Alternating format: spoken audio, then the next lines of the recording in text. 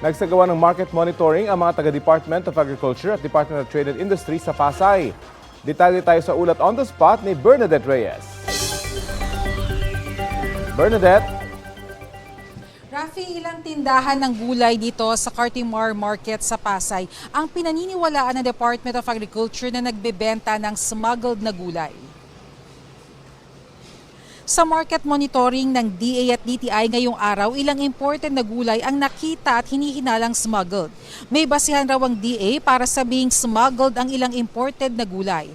Ayon kay Agriculture Secretary Francisco Chu Laurel Jr., hindi raw nag-issue ang Bureau of Plant Industry ng permit para mag-import ng mga ito, kaya ipapacheck daw at aalamin kung saan nagmula. Maaari raw kasi na hindi alam ng mga nagtitinda na smuggled ang mga ito. Samantala sa February 5, target ng DA na ibaba sa 55 pesos kada kilo ang maximum suggested retail price sa imported na bigas. Sa Marso, inaasang nasa 49 pesos kada kilo na lang ang MSRP. Kakayanin daw ito basta't mababa ang bentahan ng bigas sa world market. Samantala, nasa 390 hanggang 420 pesos ang kada kilo ng karne ng baboy dito sa Cartimar Market. Pero sa ibang pamilihan, umaabot pa raw hanggang 480 pesos ang kada kilo base sa monitoring ng DA. Samantalang 220 hanggang 240 pesos lang ang kada kilo sa farm gate. Aalamin daw ng DA kung bakit malayo ang presyo sa retail.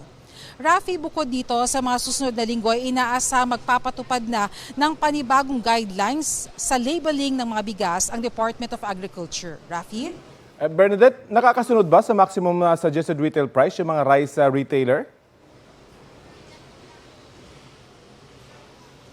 Rafi, sa monitoring ng DA at DTI ngayong araw dito sa Cartimar Market ay nakakasunod naman sila sa maximum suggested retail price. Pero ilang araw lang ay ang nakalipas ay na-monitor ng DA na meron pa rin ilang mga retailers ang nagbebenta ng higit sa MSRP. Kaya naman patuloy raw natututukan ng DA para masiguro na sila ay pasok doon sa presyong itinakda. Rafi? At may penalty na ba itong mga nakitaan na mas mataas sa MSRP yung kanilang ibinibenta?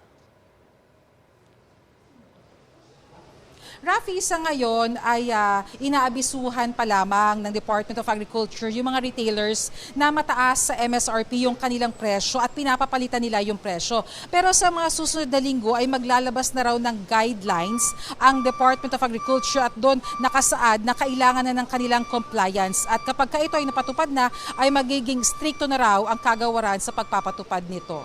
Rafi? Maraming salamat, Bernadette Reyes.